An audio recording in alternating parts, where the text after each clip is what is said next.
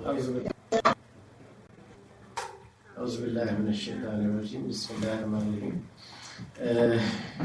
good afternoon for the director and the speaker of today. Let me introduce him, Dr. Tanweer Khan. It's my privilege really that he worked with me for more than 2 or 3 years. And then he left, as usual, goes abroad, did the PhD. And that's the turning point of his career, to my opinion, because luckily he worked with probiotics in his PhD work. As you can see, he's written PhD cum laude. Very few people knows about this. It's just like good, excellent, and then par excellence. It's something like par excellence. So he did the PhD really good with probiotics, and particularly the anaerobic system is very difficult to work, grow, characterize, and look for the applications. So the work is published in Nature, straight away as a first author. That's his recognition, and then later on, he developed many companies in Sweden. And he owned himself 2 or 3 of them, and by the other peoples. I just took the early part of it. So he currently established also very nice work, recently published also Nature publication. It's really interesting. Earlier to this all, his master's in microbiology from Department of Microbiology in Karachi University. So currently he is working very interesting work with probiotics, their applications, particularly the animal systems to validate, because you know the probiotics have a lot of regulatory issues, particularly before consumption, and the role of bacteria in the proliferation to be dangerous as well as the beneficial. So it's really interesting, and it's good interaction. This is his second visit to our institute. And a longer association will definitely support the institute.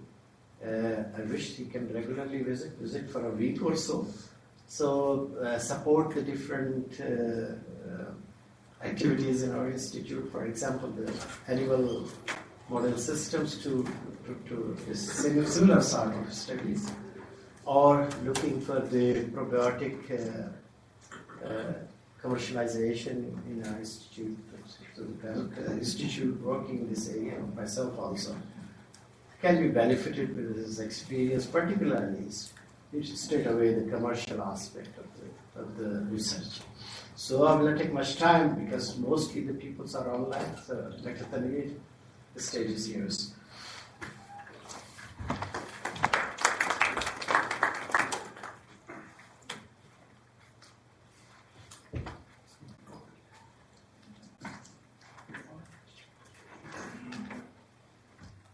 Thank you, Dr. Abed, for such a great introduction. So this is just an overview of my research, what actually I'm currently involved in. So this is the artificial gut, which is the stomach, the small intestine, and the colon. And this is the pilot plant, and it's my privilege that I have developed this pilot plant where we can produce the capsules, probiotics, and do some formulation and the product development together with the Bioactive. So one of my company is the Rox Biosense, is in the US, and what we are doing with this in this company, we are making the sensors, biosensors, and these biosensors are the redox sensors by which you can measure the redox potential of your body fluids, mainly feces and blood plasma, and you can predict the disease quite early.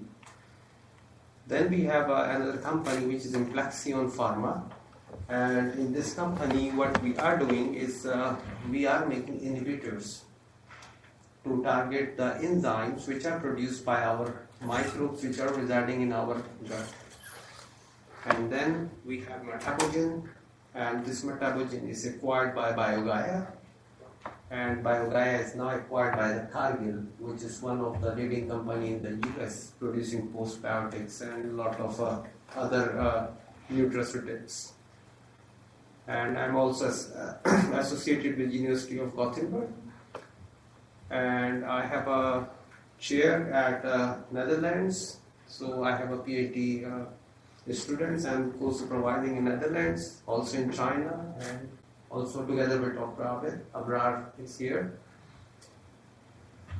So what we are going to cover today is what is gut microbiota and microbiome, the concept of the microbial metabolism, and how can we isolate and develop the products containing probiotics, and a little bit about Leucobacillus reuteri DSM 17938, which is a probiotic strain which is also available in Pakistan as well. So let's start the story. So once upon a time, a happy couple was living in a village, and due to this happy life, they were blessed with a beautiful baby. And this baby is now a grown-up man, and in his entire life, this man eats 17 tons of food and produces the fecal material, feces, which is equivalent to these 3 big giant elephants. And what is interesting is that the 50% of this fecal matter is composed of microbes. So average, a person produces a half a kilo of feces per day, and 250 grams is composed of bacteria, microbes, mainly bacteria. Of course, when we talk about microbes, so it contains fungi and viruses and some protozoa as well. So the microbes which are associated with an organism is called as a microbiota. For example, bacteria or the microbes which are associated with plant are called as plant microbiota. And if the microbes are associated with our skin microbiota, and the microbes which are living in our gut, they are called as gut microbiota. And previously they are regarded as the gut flora, but now the term is more frequently they use as microbiota. And when we talk about the microbes together with their genes, this is called as gut microbiome. Of course, the bacteria are there inside our body. They help us to digest food. And when we talk about microbes in relation with their genes, this is called as microbiome. And when you want to study the microbes, so you extract the DNA and you sequence and you identify by the next generation sequencing and other methods. And this sequence is called as metagenome. So when we talk about metagenome, so this means that we are studying about the microbes, and this is the culture independent method. And based on the DNA, we can identify these microbes. And you can see here in our gut, the environment is highly anaerobic. So there is no oxygen in the luminal part. And oxygen is coming into our lumen by the diffusion of the blood circulation. So this is quite interesting. And of course, the redox potential is quite negative in our gut. And the redox potential is a proxy for the oxidative or the reducing environment. So this is a picture. You can see that there are some gram-positive and the gram-negative bacteria, which are, you can see in our feces. So this is the metagenomic overview. So more or less, we all have these bacteria, and you can see that this is at the genus level. So the Bacteroides is the most abundant bacteria, then Faecalibacterium, and then Bifidobacteria, and then Lectinospira, Roseberia, and so on. Because we cannot culture these bacteria, so we take out the DNA from the feces, we sequence and we identify from the catalog, and you can see we came up with these bacteria. So these bacteria, Bacteroides, are specialized in the fermentation and the fiber degradation. And similarly, when we look at phylum level, so you have the Firmicutes, Bacteroides, Actinobacteria, and the Proteobacteria. So E. coli and other bacteria belongs to the Proteobacteria. So how we acquire these microbes? So you can look at this analogy. So a bare rock, and this yellow thing here is actually lichens, a fungi. So fungi starts growing on a bare rock, exfoliation, organic matter, and then the soil formation. And the primitive plants start to grow over there. And then after many years, so you get a tropical rainforest. Similarly, when we born with a sterile gut. So there is no bacteria when we born in our gut. And we start acquiring these microbes from our environment. And of course, now you think about we born by C-section, for example, someone, and natural birth, and of course, formula feed versus mother milk, preterm. So all these factors affect the colonization of the microbes in our gut. So you can think about the C-section, a baby is born by C-section, a heavy dose of antibiotics. So then you have a different colonization. And you can think about, and when we study the diseases like autism and functional gastrointestinal disorders, allergies, whatever disease you think about, and later in life, the metabolic syndromes, you will find one confounding factor associated with those. Either preterm, a baby is born before, or early exposure to antibiotics, or the formula feed, and so on. So that's why this succession is quite important, and it defines that what will be our health status in the future. So our gut microbes, until the baby is taking milk, remain chaotic. Chaotic mean no fixed signature, up and down. So some bacteria you see coming, some are going. But what happens when the babies start taking solid food? So the gut microbes start mimicking to their parents, and then they get stabilized somewhat. And after that, you will reach the climax community. And you can see that the bifidobacteria are quite interesting, and now the formula feeds are fortified by the bifidobacteria, HMOs, and GOS-FOS. HMOs mean human milk oligosaccharide, which is quite unique, and human milk oligosaccharides are absent in the cow milk, in the formula feed. So what they did, they artificially synthesized the HMOs and they mix it with the formula feed. And the role of HMOs is that they selectively metabolize by the bifidobacteria and their number goes high. And bifidobacteria plays a very important role in the development of our innervation and the neurons and other physiology during the development. So now you think about the primary colonizer. So this is the normal cycle. We see lactobacilli and bifidobacteria are the early colonizers.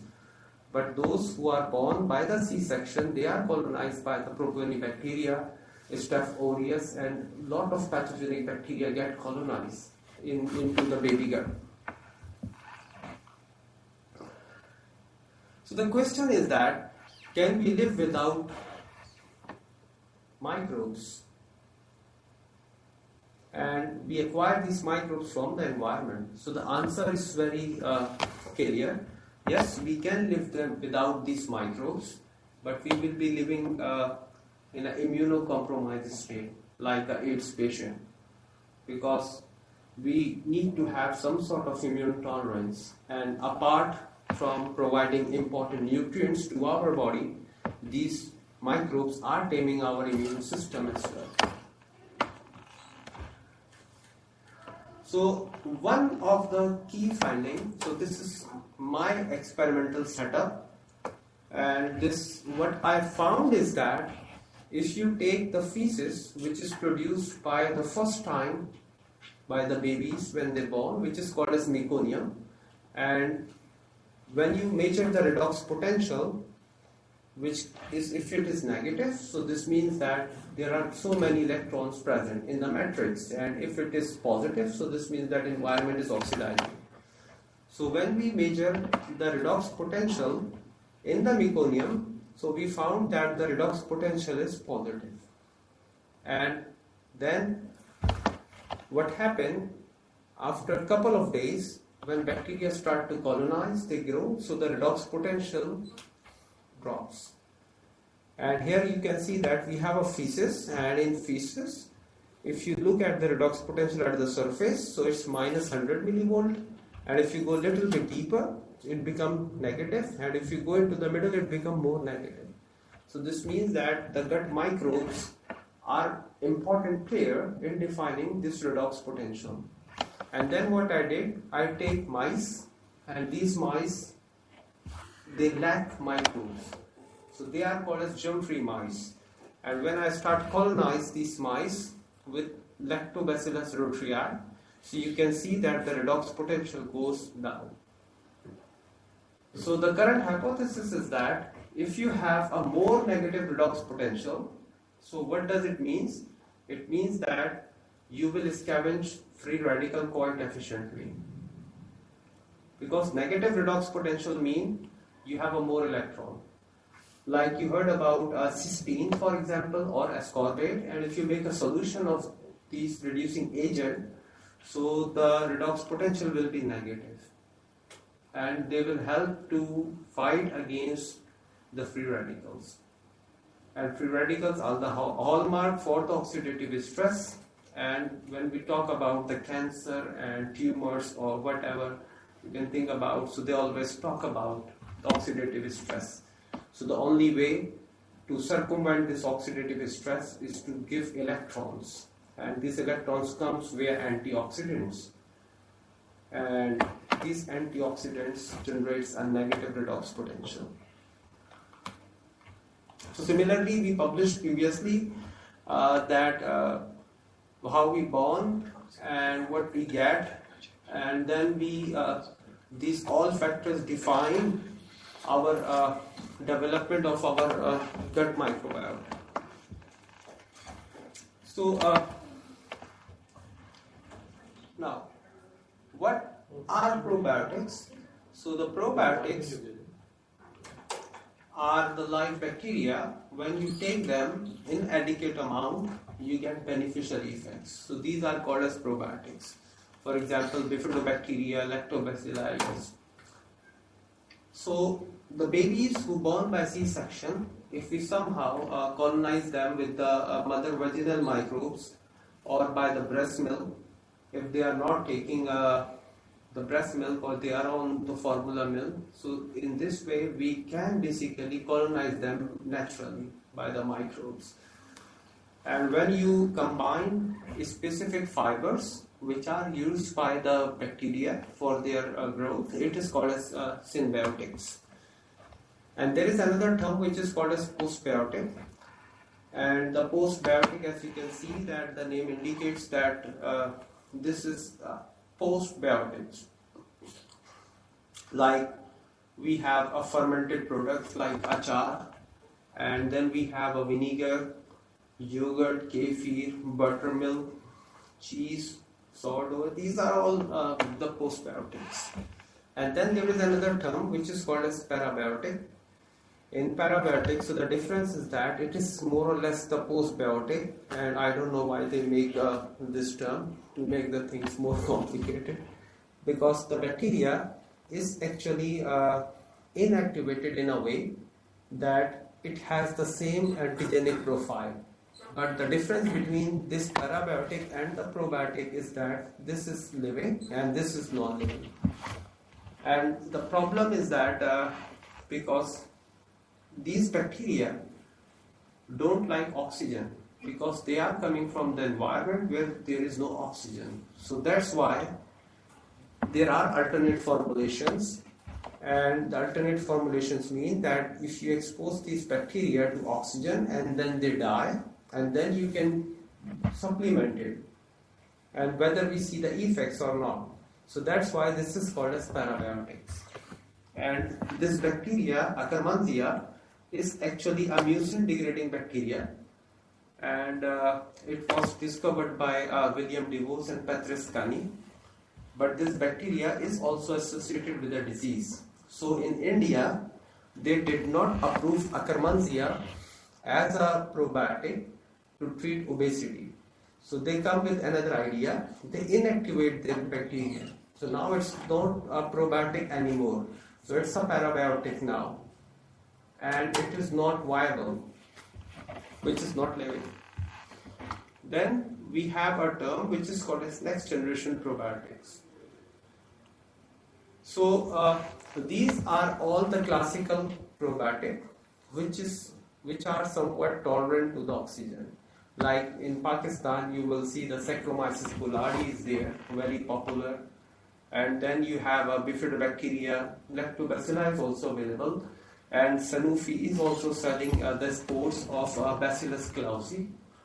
But the problem appeared here. So if you look at the metagenome means from feces you take DNA and you analyze. And you compare with a healthy person with a person who has diabetic, for example, or heart attack or any other disease. And when you compare, and you see that, okay, this bacteria is associated with health. It is high in healthy people, but it is reduced in diabetic. So you say that this could be related to the healthy phenotype. And you want to make a product out of it. But the challenge is that this bacteria is quite sensitive to oxygen. It's not trivial to make formulation out of it, right? Because what you have to do, you have to take this bacteria, grow this bacteria, and you have to put it back. But it's not trivial. It's not a chemical compound. It's a biology. It's a living bacteria. So, what we were discussing, when you compare the metagenome of a healthy person with a diseased person and you say that this bacteria seems like associated with the health, this is called as next generation probiotic. And there is another term which is called as LBP by the FDA. And here you can see that FDA has two distinct categories: new dietary ingredients, which is called as NDI, and investigational new drug, IND. There are two routes. If you come up with a natural product like from medicinal plant, and you claim that this compound is associated with health and it reduces the risk of heart attack, or it is quite beneficial in treating diabetes, for example, it has a potent hypoglycemic activities. So then your compound, because you are claiming that my compound which I discovered is anti-diabetic, hypoglycemic, it comes into investigational new drug. Now, what FDA asks you to generate all the safety data, you have to do the clinical trial, and then you have to provide all the safety documents in a dossier. And then they approve your compound as a drug, which is a new drug. But then you say that, okay, this compound is good and it is hypoglycemic, I know, right? But I will not communicate it to the agency. I say that it's good for the general health. It might help in reducing your blood glucose down, and you make your claims very general. And the most general claim you will see for the well-being, कि वो आपकी सेहत के लिए जो है वो अच्छा है. So then it is called as a new dietary ingredients. And then they don't require a very thorough clinical trials. You have to just provide few things, that how you extract that compound and is there any risk associated with the production of that compound, and that's it. So you don't have to provide many things. Similarly, this is one probiotic. I give one example, L-Deutria, and the brand name is Protectis. So now you see what these companies are doing. They are doing clinical trials in parallel. Despite this is not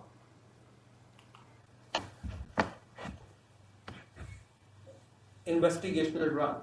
It's not a drug. It's a dietary supplement.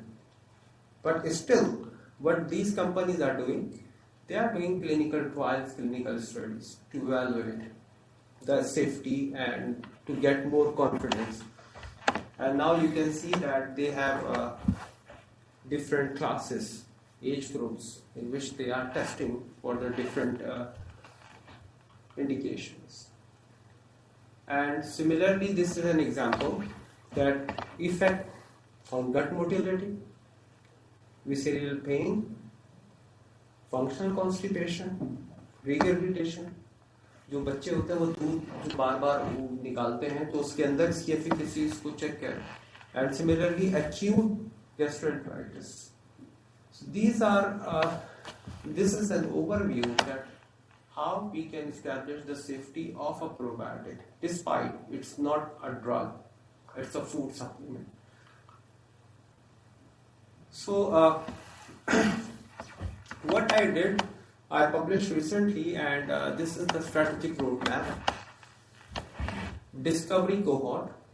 So I make two groups of the people, and I would like to have a discovery that what is the difference. So you can see the disease and the healthy. And my golden standard matrix is their feces, right? And I extract the DNA. This is the sequencer. And then you can see some bacteria are missing in the disease cohort. So this is called as cohort. So this discovery cohort is like a group of people, right? It is called as cohort. And there are two terms we use generally. This is not important, but it's good to know. One is the cross-sectional and one is the longitudinal. So two kind of studies. These two, and you say that okay, so I have to match their age and BMI. ठीक है? So मतलब बच्चों का अगर group है तो मैं उसको बड़ों के साथ कंपेयर कर सकता हूँ, लेकिन वो उतना ज़्यादा वैलिड नहीं होगा. तो ये बहुत इंपॉर्टेंट है कि we should match age and BMI, तो उनका हेल्थ स्टेटस वो किया जाए. And at a given time point, if I compare these two groups, so this is called as cross-sectional. ठीक है? कि मैंने यहाँ से इसका सेक्शन लिया, यहाँ से इसका सेक्शन लिया, and I compare these two. But if I took this cohort and I compare it over the time, ठीक है? इसमें से कितने लोगों को दिल की बीमारी हो गई, कितने को डायबिटीज हो गई और XYZ. This is called as longitudinal cohort. Okay? So when we want to have a quick comparison, we just have the same sex, age, BMI, and we compare the two groups. So this is called as cross-sectional. And from here you can see that some bacteria are missing, for example, and then we do the validation. And validation के लिए क्या होगा कि we use other cohorts as well, right? Like I find something in Pakistan, and I would like to see that whether this is happening across the world or not. So then I will start doing validation in big cohorts. Okay, then we need to do the isolation, and when we isolate those bacteria, so then we have to do the preclinical research. And the preclinical research means before going to the humans, we have to do a preclinical research. We have to develop the process.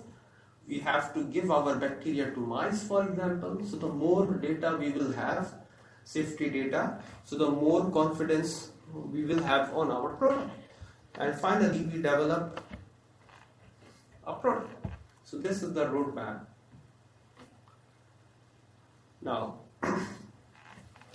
when we talk about the isolation, so isolation means to isolate bacteria, and it's my privilege that I learn this isolation and culturing of these bacteria mostly in Dr. Abid's lab, and how to characterize, how to do the functional characterization in his lab, and I will discuss a little bit more. So, isolation. So we have feces, and from feces we put it on the plate. So this is also a very novel method, and we are going to patent this method. most of the time, what we do when we do the isolation, we perform a serial dilution, and the serial dilution means like we have a tubes,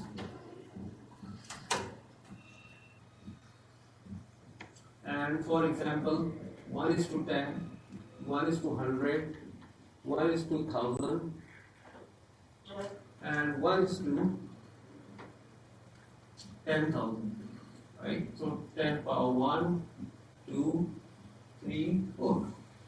So we make dilutions, and after dilutions we put it on the plate. So those who work with microbiology, they know. And then after, when we put them on plate, so then we get colonies and we pick the colonies. So this is the standard. Standard method. So what I did, I come up with a new method, and where we take feces and we directly put it on the plate. Yeah. And the benefit of doing this is that because bacteria, they live in a community. When you make dilutions, so you basically destroy or disrupt those communities, and you cannot get every bacteria on the plate from your sample. But by doing this, you adapt the bacteria on the plate, and you keep the quorum sensing and lot of other interactions together, and then you will have a better recovery, right? Because before introduction of this method, so the recovery of the microbes from the feces was only 20%, was very low. So for the first time, when I introduced that method, so we reached up to 60 or more than 60% recovery of the microbes from the feces. And as we discussed earlier, that 50% of fecal matter is microbes. But the problem is that when feces comes out from the body, so most of the microbes, more than 60%, are either dead or injured. Why? Because they are quite sensitive to oxygen. So that's why you have a very little recovery. So there are traditional methods as well, and then you have a bioreactor. So like we eat, so these are the simple bottle. You design your feed, and you take some feces and you put it in this bioreactor, and then you have a retention time, right? For example, if you are doing fasting, because I am not eating every time, तो उस time पे जो bacteria मेरे पेट के अंदर grow कर रहे हैं, तो उनको सबस्ट्रेट क्या है? Mucins, saliva, right? सो वो क्या कर रहे हैं कि उन बैक्टीरिया को अलाइव रख रहे हैं. So the same thing happens here. So you have a one bottle, and then you have a retention time like 24 hours. So new feed goes in, old feed goes out, and bacteria keep to multiply, and this is called as a dynamic model. So by doing this, you can basically stabilize the community, and you can isolate many bacteria. And then we described recently a culturomics method. So we take feces and we do the MALDI. So we take their mass profile of the proteins of the bacteria directly and incorporate it into a database, and in this way we can identify quite quickly bacteria. So these are some tools what we use quite dramatically. And you can see here that by doing this, I must know that what bacteria needs. Bacteria needs क्या है? Which temperature it requires, which sugar it requires. So that's why it's important to understand that these are the two metabolic pathways. One is the fermentation, and as you can see that in fermentation, so the oxygen is not available as a terminal electron acceptor. So the most of the gut microbes, they rely on the fermentation because oxygen is not available in the feces. But some bacteria can perform aerobic respiration close to the gut mucosa. So what you have to remember, two things. So NAD, NADH. NAD is the oxidized form and NADH is the reduced form. So the whole purpose of the metabolism is to get rid of those electrons which are coming along with the glucose. Glucose is 6 carbon, we know, but glucose is 24 electrons. That we also know. So these electron flows towards the terminal electron acceptor and the energy gradient is trapped in the form of ATP. But when oxygen is not available, so you can see that these glucose, the electron goes into the fermentation byproduct, which is butyrate, formate, lactate and acetate. And our colon is dependent on this butyrate. So 60% of energy of our colonocytes they harvest from this butyrate, right? And if there is no butyrate, then you will end up into a colitis. So our microbes are feeding our body by not only with vitamins but also with the short chain fatty acids as well. And the idea of this short chain fatty acid production is to recycle the electron carriers. And the electron carriers is NADH.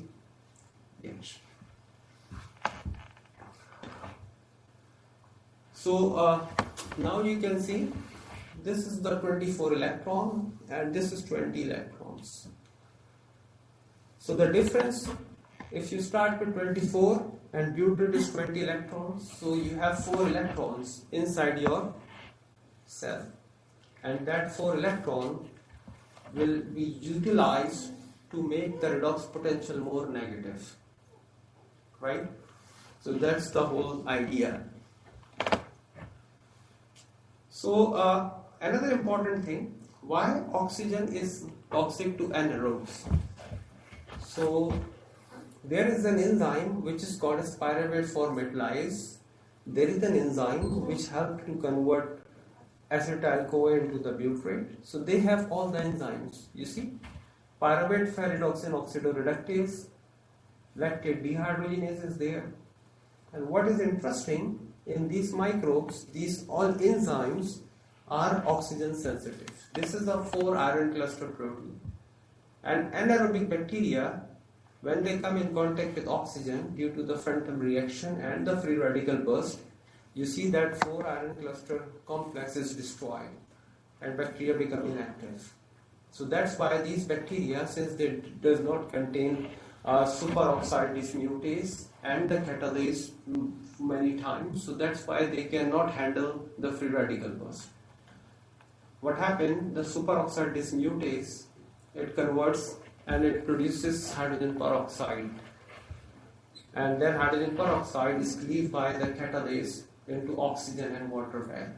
But most of the anaerobic bacteria which are residing in our gut, they lack these enzymes. And this is one of the hypotheses which I am currently working on. Is you can see that the oxygen is coming from the blood circulation, and we have from diet a different, for example, hypoxanthine, xanthine, which helps to scavenge the oxygen.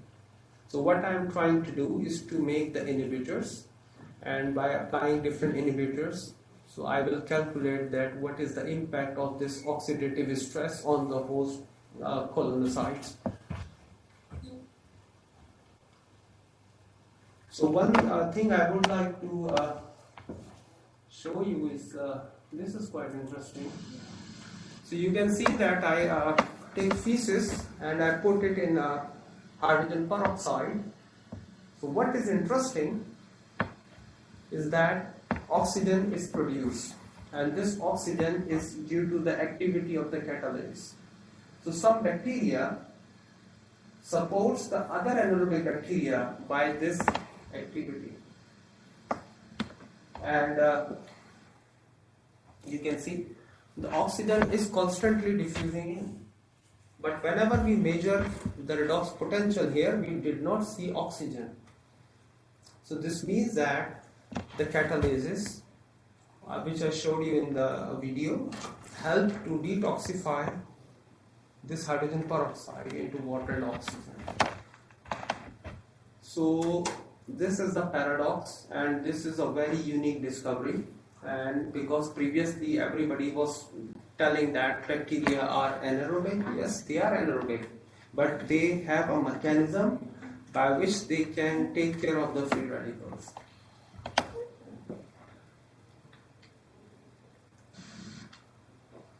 And we know that bacteria can use different drugs as the electron acceptor. So digoxin, which is reduced by agar-agar lenta, and the drug become dihydrodigoxin and inactive. So there are many examples where bacteria can use alternate electron acceptors. So the question is that why bacteria needs alternate electron acceptor?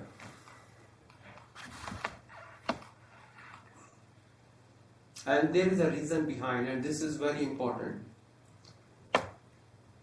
When bacteria rely on aerobic respiration, so they can produce around 36 moles of ATPs per mole of glucose, 36 or 38. But when bacteria rely on fermentation, they can produce 2 to 3 moles of ATPs per mole of glucose. And 1 mole of ATP is equivalent to 10.5 gram of biomass. Now you can think about bacteria has to divide daily because we produce feces every day almost, right? So bacteria has to grow. So they know that they are living on a very low energetics. They cannot generate biomass with such a low yields. So what they adopt this mechanism where they can use alternate electron acceptors. They can give electrons to some other mediators, right? Like अगर आप नाले का पानी देखें तो आपको हमेशा काला नजर आएगा, black. Why? Because sulfate is converted into hydrogen sulfide, and hydrogen sulfide reacts with iron to form black precipitates, iron sulfide. So bacteria can use alternate electron acceptors quite efficiently. Sulfate, similarly nitrates, and so on. Similarly, when bacteria they search for a drug, a xenobiotics, which is not the normal part. So you can see that this is acetaminophen, this is acetyl salicylic acid, this is brufen. So what they do, they'll take these side chains and produces the phenols, and these phenols enters in our blood circulation. And now you can think about the amino acids. For example, you know histidine. Histidine is the imidazole. Similarly, tryptophan, indole, tyrosine, phenylalanine.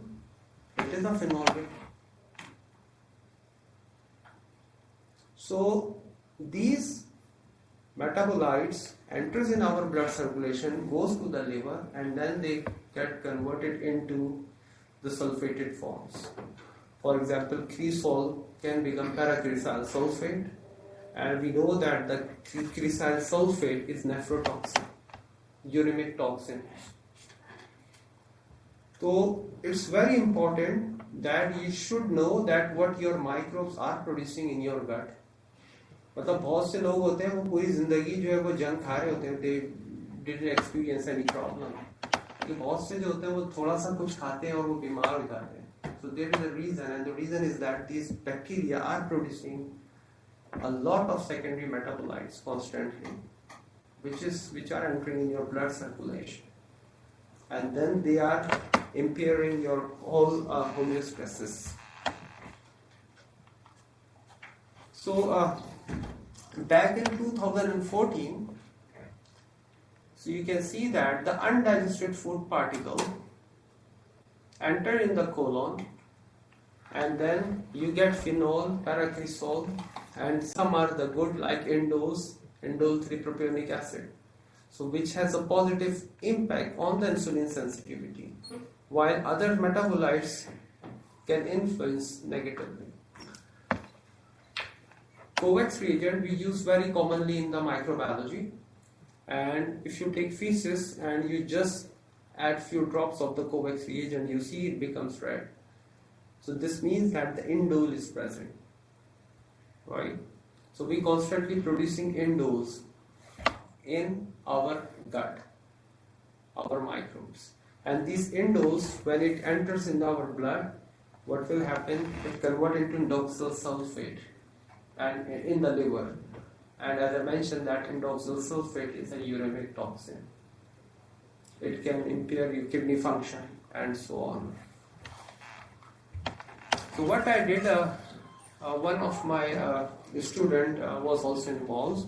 So I designed a very simple method: human feces, 2 bottles, and there is the fibers. Haware grain जो जई होता है या जौ उसको बोलते हैं, यानी कि आप इसको एक फाइबर समझ लें, एक दलिया जो होता है, porridge. And then you can see that when I inoculate with the feces, so the one without fiber turns black. So this means that if fibers are not there, so bacteria start to do fermenting proteins, and proteins mean the sulfur containing amino acids. And then you get the hydrogen sulfide reacts with iron to form black color. And if you take some media and you put it here, so you can see that the protein fermentation inhibits. तो अगर आप सलाद for example ज़्यादा खाएं तो आप देख सकते हैं कि नेक्स्ट डे टॉयलेट में स्मेल नहीं आएगी. Why? Because जो सेकेंडरी मेटाबोलाइट्स होते हैं, urea production and so on, goes down. तो इसीलिए कहते हैं कि जो डायबिटिक पर्सन होते हैं उनको सैलेड के ऊपर बहुत ज़्यादा जोर दिया जाता है, and one reason is that to increase to boost the nutrient production there.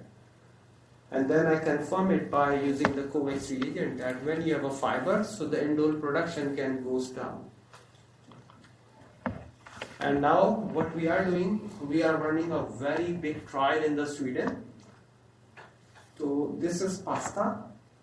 तो पास्ता जो है वो 2 तरह का होता है. एक होता है pasta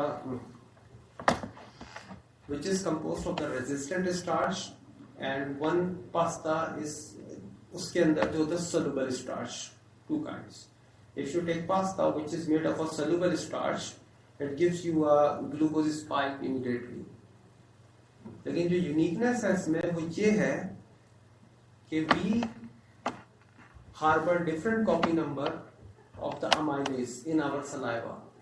So some people they have a high copy number and some people have low copy number of the amylase. यानी कि आप ये समझ लेंगे कुछ लोगों के थूक के अंदर अमाइलेज एंजाइम जो होता है बहुत ज़्यादा प्रोड्यूस होता है, कुछ लोगों में कम. अब जिसमें ज़्यादा प्रोड्यूस होगा अमाइलेज तो वो क्या करेगा कि वो उसके ओरली उसको डिग्रेड करना शुरू कर देगा. उसकी वजह से क्या होगा कि जो हमारी बॉडी है उसके अंदर gut microbe selection will be different. So our idea is to look that how people with a different amylase copy numbers in their saliva, how they metabolize starch, and how it affects the gut microbes. और जो मेरा role है वो ये है कि I will track the electrons which are coming in this carbohydrate. क्योंकि glucose, this is a polymer of a glucose, so we are tracking the electrons and the role of the host enzymes and the microbes. It is very important to understand. I will give you one example. कि जब इंसान को diabetes होती है तो क्या होता है, ब्लड ग्लूकोज हाई हो जाता है. तो ब्लड ग्लूकोज हाई होने का क्या मतलब है? इसका मतलब ये है कि you are not metabolising glucose efficiently, And as I mentioned that glucose is composed of 24 electrons.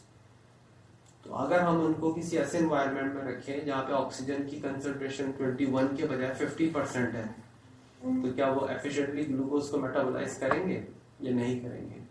इसी वजह से क्या कहते हैं कि हम कहते हैं डायबिटिक पीपल शुड वॉक, वो चलें, एक्सरसाइज, लाइफ स्टाइल बेटर करें. Why? To get more oxygen into the circulation. ये बेसिक मतलब ट्रिक्स है. So Estelle and the Kiara, these are the two postdocs who were working under my supervision. So now I would like to make a story. You see, कि ideas जो है वो बड़े simple आते हैं. ये ट्यूब एक एक्सपेरिमेंट था, ठीक है. What we learn from this is that if you have fibers, so then you will have fiber fermentation first.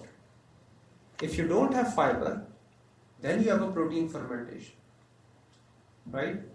And protein fermentation gives you a lot of secondary metabolites, right? Like indoles, and if the phenols are there, so the phenols will also be produced.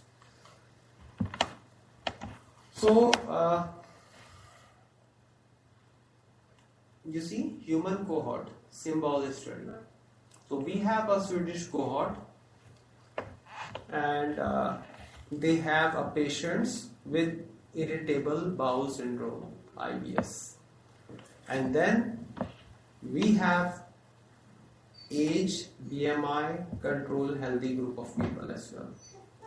When we compare their feces, so what we found is that Limosi lactobacillus reuteri, one of the mucosae, which is negatively correlated to the hard stools. Yani you समझ it has a beneficial role and GI transit time. So we take germ-free mice and then we put those bacteria which we identify are producing serotonin into those mice which lacks the microbes. And then we showed that they get innovation. It's a neurotransmitter. And neuron development के अंदर जो है ये important role play करता है serotonin. And apart, serotonin is also involved in the mood regulation. But what we are still didn't understand is this reaction, this TPH in this bacteria. Because you see it requires oxygen. So this is still a paradox that how anaerobic bacteria are converting tryptophan to the 5-hydroxytryptophan. So we are now currently exploring this. So we redrive the system to do the protein fermentation and found that a bacteria can metabolize tryptophan, you see, which is an amino acid, into the serotonin. And you know the serotonin is then acetylated to the melatonin further in another pathway. And melatonin is the one which regulates the sleep. तो मैं देख सकता हूँ बहुत सारे लोग सो रहे हैं, वो इसी वजह से सो रहे हैं because now the serotonin is converting into the melatonin acetylation. Then I developed this in vitro model, and which I called is as a simulated human redox intestinal model. 2 chambers, oxygen goes 1, so it mimics our gut mucosa, and you can see that when oxygen goes in, so you will get a gradient of oxygen, and you can have a 0.5 nanomoles of oxygen per second per ml diffusion.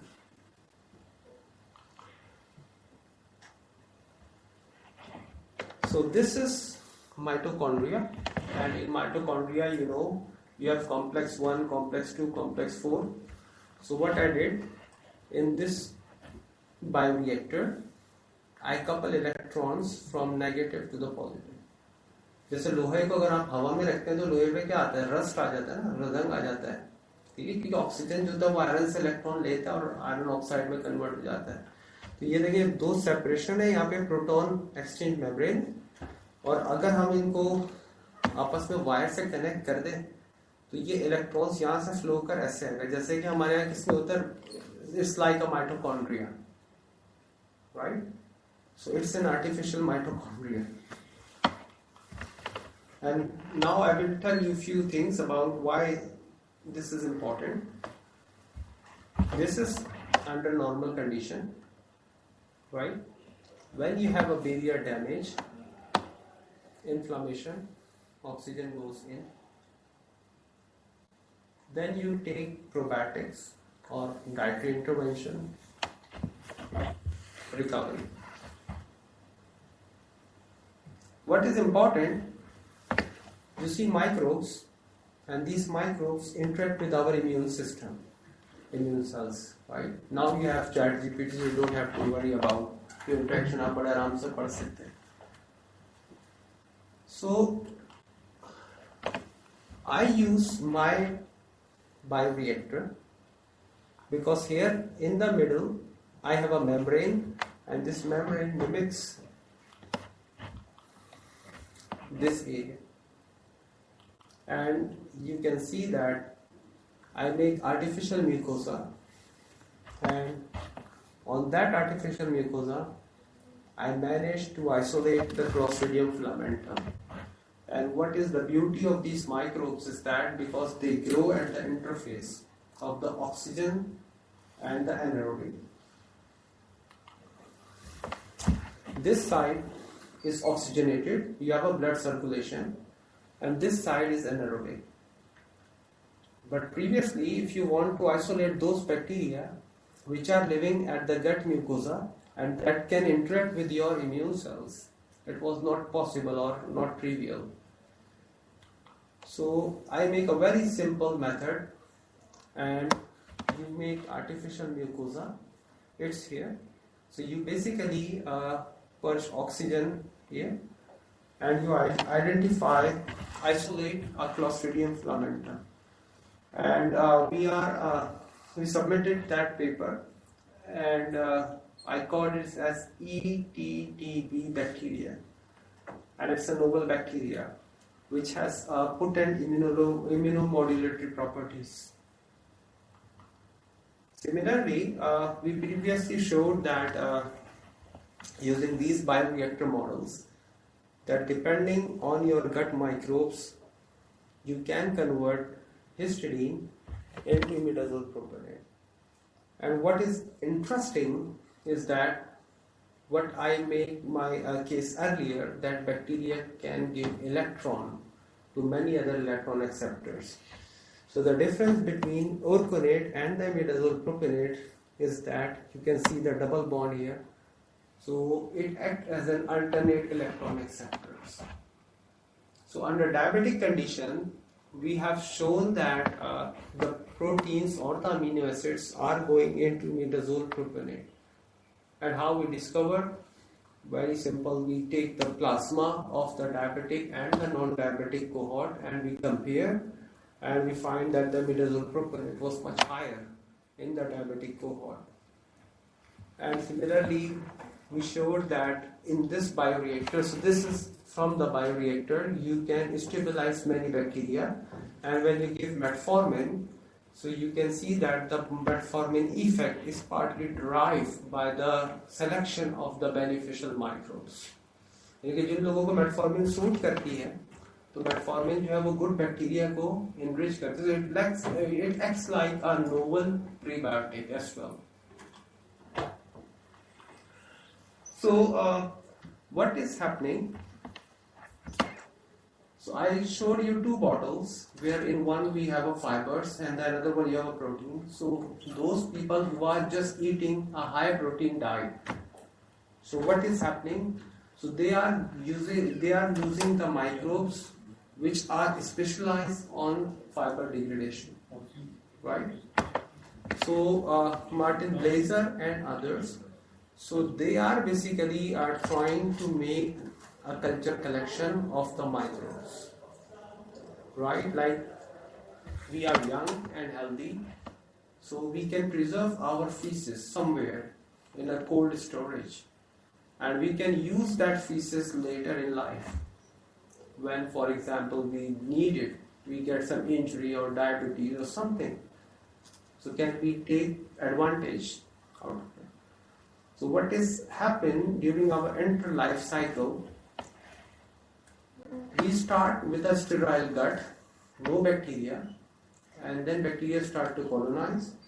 But when we get older, so our gut microbiota loses the diversity and become more and more simplified.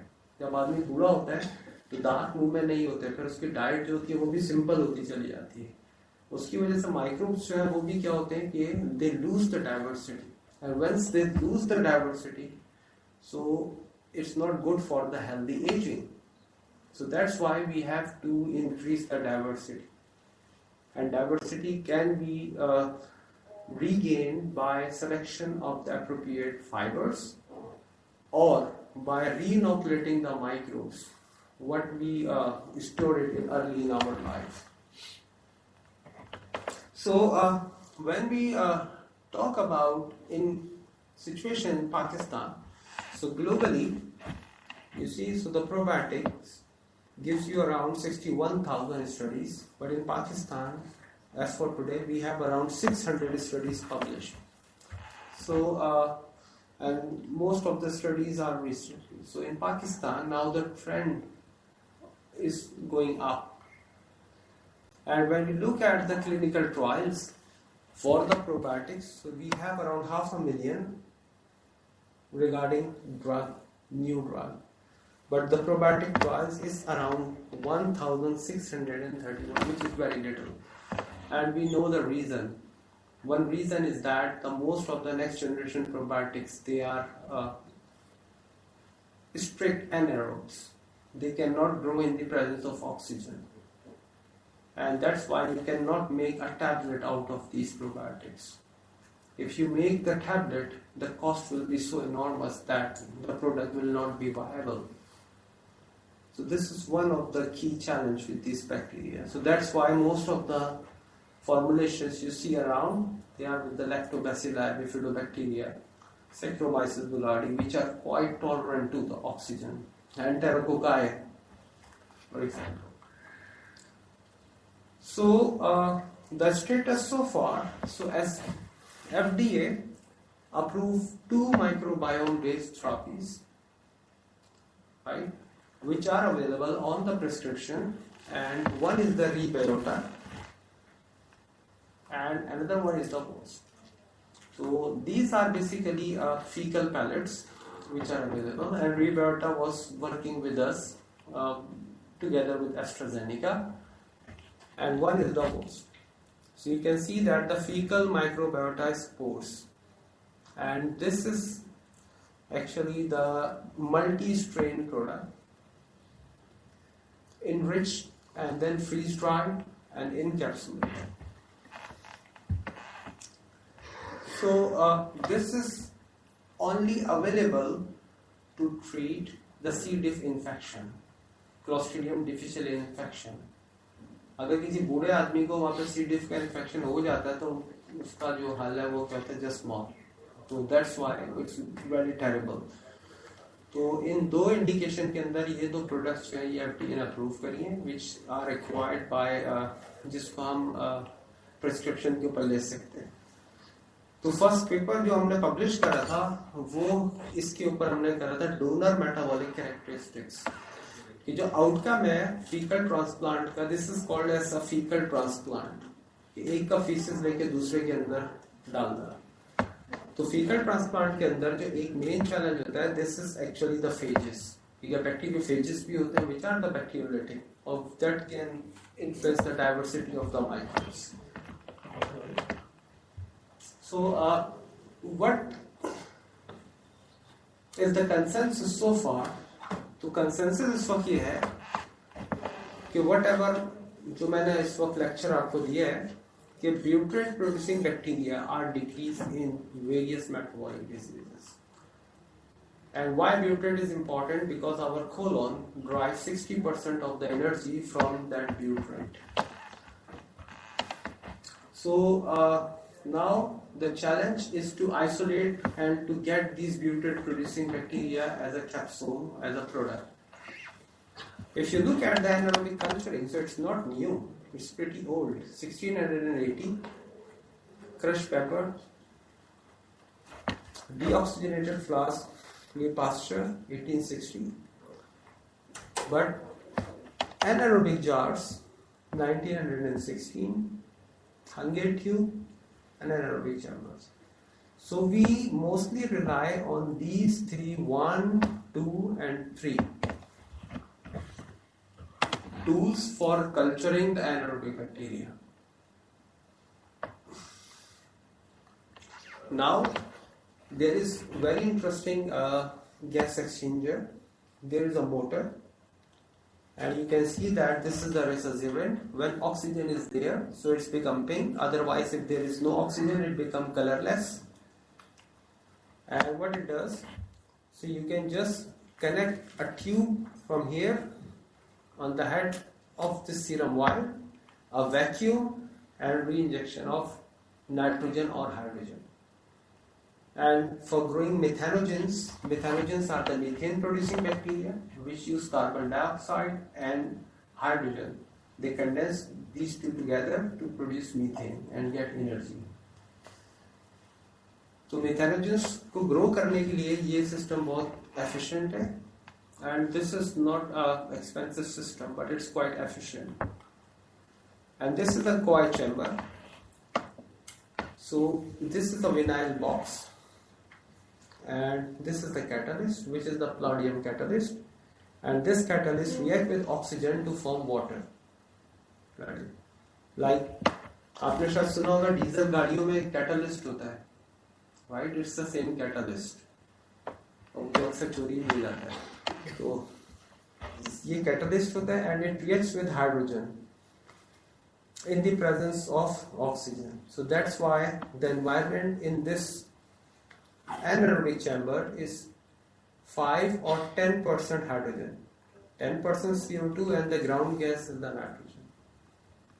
And you know, bacteria produce hydrogen sulfide, so there is a scrubber, and that scrubber basically take care of the sulfide. And this is the Chem12, which is the detector, which tells you the reading of hydrogen, how much hydrogen is there, and also the oxygen. Because hydrogen, if it is higher than 5%, it could be explosive. So that's why it's very important to have the Chem12 in the system. So now we have a system, anaerobic chamber, and what I did, I take feces, what we discussed earlier, on the plate, and subculturing, culturing. So you see, you have a mixed culture, pure conventional microbiological technique. And this is the same because in Bioactive, so Ivan Casas, which was the former research director, so he also isolated this bacteria, DSM 17938, from a Peruvian mother, from Peru. And then he developed it into a product. So you can read about this. This is quite interesting story. So he tried to isolate bacteria from the mother milk from American, not from the rural part, but he didn't manage. But then his wife, Ivan Casas' wife, was from Peru, and then he went to the rural area, and he found that in rural area the mother milk was quite enriched with the lactobacillus rotrii at that time because of the antibiotic exposure. And then they isolated that bacteria, and the idea was to use that bacteria to preserve the salads, to spray on the salads. And these bacteria produce antimicrobial compounds, and the idea was to inhibit the pathogenic bacteria. But the dream didn't come true, and then they moved it into the humans. And then they developed this product. So, what I did from feces, I take the feces and I did the metagenomic sequencing, and you can see that by doing this culturing and subculturing, we have recovered 16 families, and I have recovered 72% of microbes from one fecal sample. And I think this is one of the most recovery of the feces from one fecal sample of the microbes as a pure culture. And now we have 2,000 isolates, and we have performed 533 genome sequence. And the idea is that to have a pure culture library, now whatever we can find in metagenome are good or bad bacteria, we can pick it up from our strain library, and then we can validate our findings. And we also use MALDI, and you can see that if you have a glucose, mucin or pectin, different compounds, you can basically recover different bacteria on this. And as I mentioned that the MALDI, we have to have a feces, and from feces we grow them, and then we just put into a cassette, and then we can identify. And if it is not available, in the spectrum is not available, so then we do a whole genome sequencing and update our spectrum. So this is how the microbes look like. So whenever you are doing isolation or performing isolation, it's very important to keep the morphotypes in your mind, because it gives you much more information. For example, this is bifidobacteria, this is also bifidobacteria. So the one obvious information I can see that these bifidobacteria are not hydrophilic. They are basically more producing hydrophobic compound, hydrophobic matrix. That's why they form clumps. While these bifidobacteria are more hydrophilic. And these findings are quite important. And then you can make a morphotype. So what I did, I make some morphotypes. This is nothing. So, but this is just an example to visualize your bacteria in a different ways. And what I would like to show you a small video. So now you can see that the bacteria you can scoop out from the plate. However, these bacteria, some Blautia species, and they are producing ergosterols, which is a phytohormone in a huge amount. So bacteria from the plates, you can basically find a very interesting phenotype directly, and then you can validate your findings there. And these are the plate assays, what we developed and what learned in Dr. Abis' lab. So by putting amylase, white starch on the plate, and then counter-strain with iodine. So do you see this is the feces? And how potent amylase, they are good in producing amylase. And if they produce more amylase, so this means that you will have a higher glucose spike as well, depending on their microbes. So that could be a very good screening test, I think. Similarly, lecithinase, lipase, and the pectinase and the amylinase, you can think about decharacterization of your isolates. Similarly, this L-reuteri, it produces reutrin, and you can see that it can present antimicrobial activity against a variety of pathogens. So during the isolation, what I found, a D-sulfur fiber, you see the black color, and this is the hydrogen sulfide producing bacteria. And I found that this bacteria on this plate is growing together with the Faecalibacterium processinii, and you can see that I isolate Faecalibacterium processinii from there. So the two bacteria, and if you look at here, so they can cross-feed each other, lactate is converted into the acetate by the desulfovibrio and then goes to the butyrate, and you get the beneficial effect. So you see, this is a very simple finding. But what makes the story very interesting is that Faecalibacterium, when we look at the metagenome, it's the second most abundant bacteria. If you have diabetes, this bacteria reduce abundance. IBD, gone. So you can think about any metabolic disease. So this bacteria is actually present in reduced abundance. Desulfovibrio, as name indicates, that it produces hydrogen sulfide, and hydrogen sulfide is considered as a toxic gas in many studies.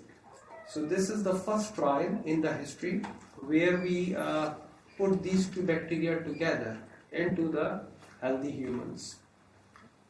So what I did, you remember I showed you my bioreactor. So we make different steps and we upscale and we develop a technology where we produce the material, the capsule. This is the freeze-dried powder, and we did the manual filling and we performed the clinical trial.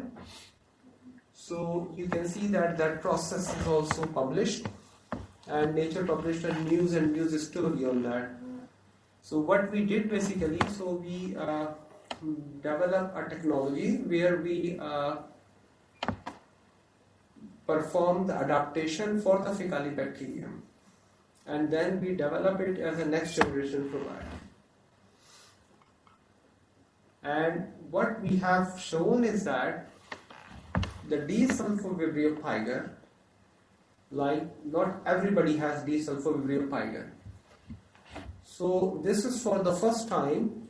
So I was not aware of the dose, right? So I selected two doses. One was the low dose and one is the high dose.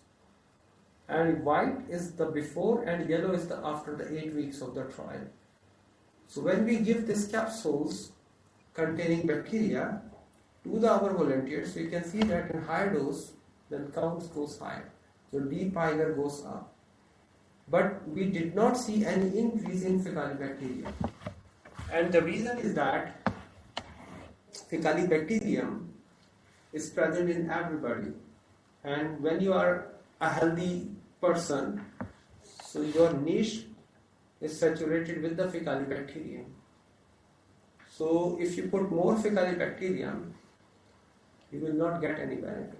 So what we are doing now, so we are running another trial where we are have the diabetic people, and then we put CGM, continuous glucose monitoring sensors, and we are collecting their feces. And there we will see the efficacy of our product. Since this was the safety trial, so we are not interested in the engraftment of the bacteria. There we have to just show that this is safe. So what we are doing now, so this is Jamie, one of my PhD student, and you can see that we developed special plates where the desulfovibrio can produce a black colonies, and we are making a huge data bank of the microbes that are capable of producing hydrogen sulfide. So then there is another discovery that I discovered that the riboflavin is useful in scavenging oxygen and converting it into the water, and it also affects the bioavailability of the iron. And together with DSM, we develop a special formulation because riboflavin, if you take riboflavin, so it absorbs quite fast in upper GI tract. So what we did, we develop a delayed release formulation, and then we target the colon.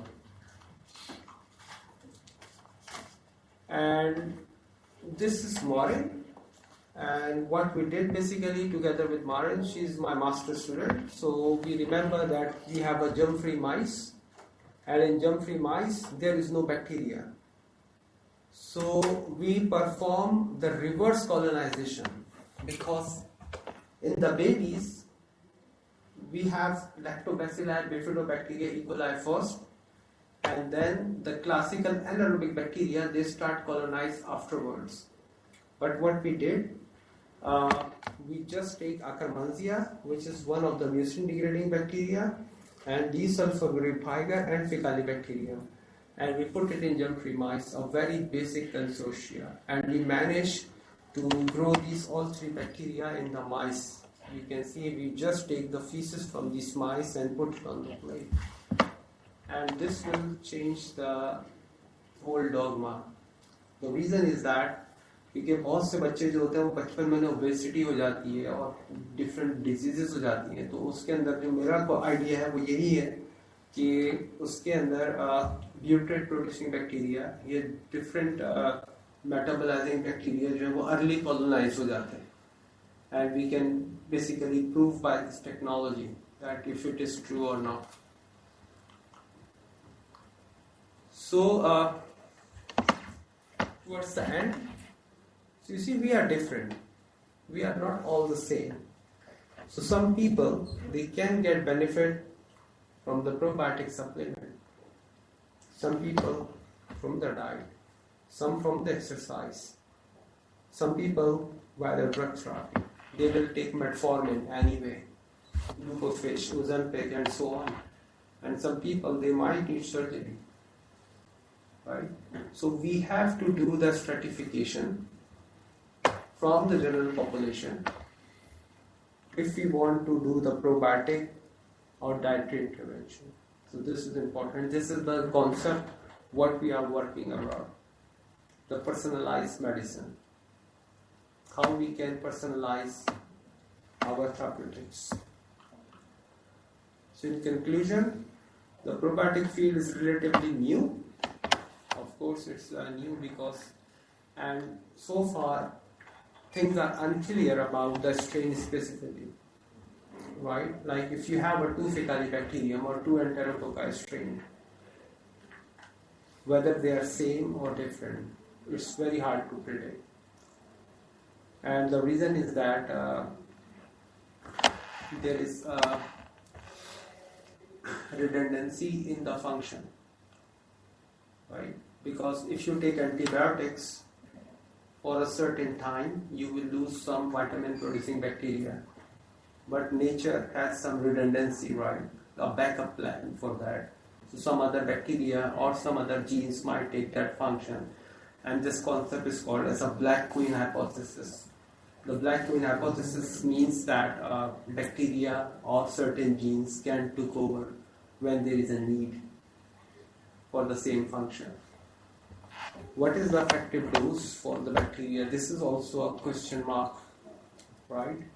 Because if I need a high dose or low dose, and there is no consensus, the viability, what is the shelf life, and what are the targeted outcomes? So the many trials of these probiotics, they are not successful. And the reason is that because they are not correctly stratified. Synergy. If we put one bacteria, so what will be the effect of other bacteria? The safety is also a question mark. We don't know how the long-term safety. For example, I put my bacteria in those people, healthy people, and I managed to engraft those bacteria. And if you look naturally, they didn't have those bacteria. So what will be the effect of those hydrogen sulfide producing bacteria in the long term in those individuals? So this is also again a question mark. And of course, there is the individual variability as well.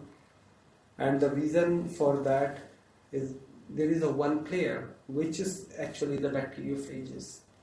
So if you give the probiotic supplements, so you will never see the colonization for more than 6 months and so on. And one reason is that your phages are protecting your gut microbiome from the invaders. So this is something we have to consider. And And the last, I would like to thanks for my group. So we are running this group together with Frederick, me, and Valentina. She's here. So Anika Florence, so she is working with bifidobacteria, and we have a lot of postdocs in a group from China, and Dr. Abid. Hermine Harmison was my mentor, and Gianfranco from the BU. So thank you for your attention.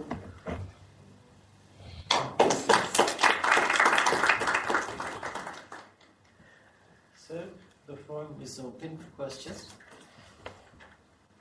I just missed the one point somewhere when you introduced the concept of vitamin.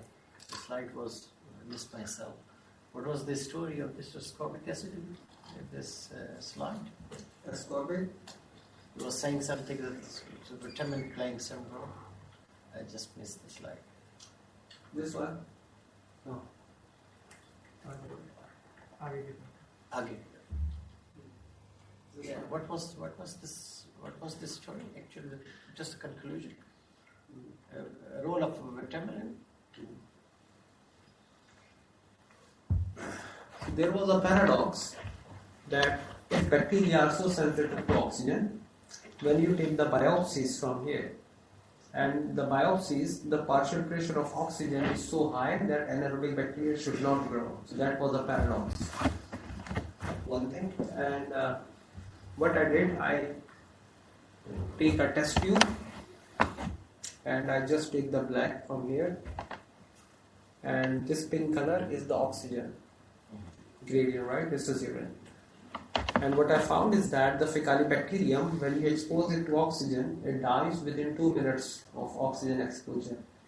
It actually growing much better on the oxygenated part. And when it starts growing, so oxygen will not diffuse in. Okay. So it is somehow getting advantage, growth advantage, benefit, biomass yield from this oxygen diffusion. And this actually mimics this area. तो बिल्कुल ऐसे ही जैसे कि अगर आप आग में कूदे तो आग आपको जला देगी, लेकिन अगर आप आग से थोड़ा सा दूर रहें तो हीट जो है वो उसका फायदा ले सकते हैं. So then what I came up with a model and I proved it that riboflavin is the key, right? And then in my former lab we performed 3 big studies. 2 चीजें, या तो हम बैक्टीरिया दे दें, अगर bacteria नहीं दे सकते तो हम वो कंपाउंड दे दें जो कि इस बैक्टीरिया को बढ़ा देगा. तो that's why they start feeding people with riboflavin to increase the number of Faecalibacterium, and then we get butyrate high. And does it work well with the diabetic? लेकिन अब उसमें एक प्रॉब्लम ये था कि जो राइबोफ्लेविन है ये बैक्टीरिया है कोलन के अंदर ज्यादा, Faecalibacterium. लेकिन riboflavin is water soluble, so it absorbs quite immediately. So then together with DSM, which is a very big company, so one of my patent, they took, it's below, and then we developed a delayed release riboflavin formulation. So when you take it, so it's open up in the colon, and there they actually showed that it helps to reduce the oxidative stress in the plasma, which is quite unique because it boosts butyrate production. Because the problem with the butyrate is that if butyrate production is increased, it immediately metabolized by the colonocyte. So it's very hard to see the effect of butyrate increase in our fecal samples because it's a cache. So butyrate increase gone. So that's the whole. Thanks. So please.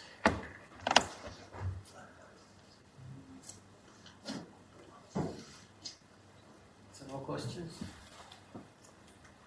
How we can correlate the metabolomics data with metagenomic data in the gut microbe perspective?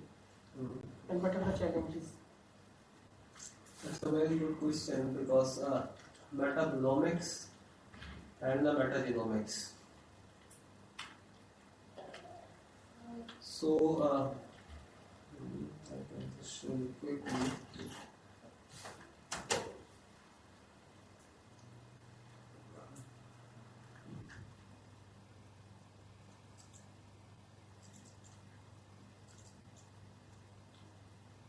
So let's take this example.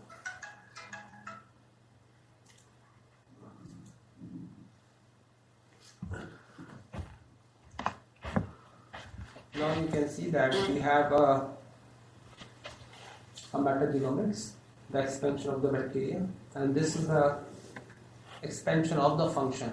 This is the RNA-seq, so you can basically see the function. But the problem, the challenge is that, as I mentioned, that the genes, you can quantify the metabolites by the metagenomics, but it's very hard to predict that gene because the genes are not well annotated. Histidine, urconate reductase 2-imidazole propionate. But when we look into the database and when we publish the structure of this enzyme, urconate reductase, it comes out as a fumarate reductase, which was not correct actually. So then we have to reclassify. So there are many hits, and it's the same problem with the tryptophan and the serotonin story. Tryptophan hydroxylase, we haven't seen any enzyme in that database. So we have to now do the reverse engineering. So we have to do the resting cell experiments. So it works well for those functions which are well known, but for the new functions, like in this example, it's very hard. So that's why we have to, for the urconate reductase, we overexpress the Rassmann fold, and then we did the sequence, and then we characterized, crystallized the Rassmann fold. Just a short comments to the very good question actually. Even if in a new function, an interdisciplinary approach to everything will give the better answer.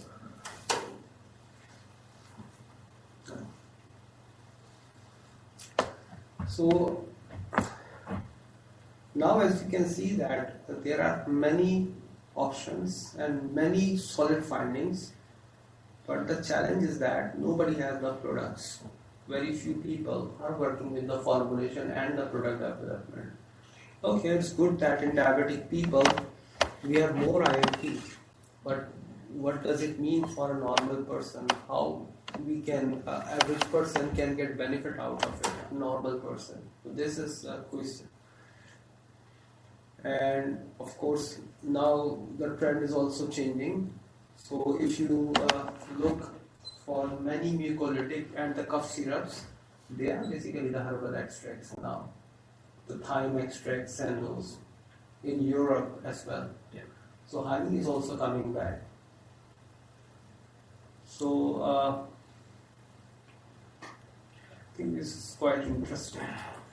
So if we link with the natural product chemistry to what with the microbial modulation, so this is actually a new science. So you have a novel symbiotic combinations. Some more questions? I will take one more privilege to ask here. When they introduce, for example, these capsules, so what type of a material it is that it can take the microbe to a proper location until it reach from its stomach to the colon, for example. Yeah. So how was the delivery system? These capsules. Yeah. So these are the HPLC capsules, hypermalose or methylcellulose capsules, and now you have a Udrogit capsules as well. Udrogit is a polymer, and with the beauty of the Udrogit is that it's a pH base. So you can have a delivery either upper GI tract or the lower GI tract. pH sensitive. It's a pH. But the capsules, what we use, these are the VCAP enteric from the capsogen. So they are irrespective of the pH. So they are just the hypermilose capsules which were have a delayed release. How much is nanotechnology can support in this regard? Yes, sir. Because you can see the nanotechnology is a lot of involvement with the delivery system. So how you can make it, for example, in a multi-support matrix material to have a stepwise release for the bacteria and all that. So the important thing is that the nanotechnology is quite good, but the challenge is that in nanotechnology you have you can kick off the phantom reaction as well. Phantom reaction. So you have to protect your formulation from the moisture basically. And this is important, but of course the nanotechnology can be very useful if we can code it somehow. But the important thing is that, like if you look at my process, so this is all carried out under the anaerobic conditions in this vinyl box.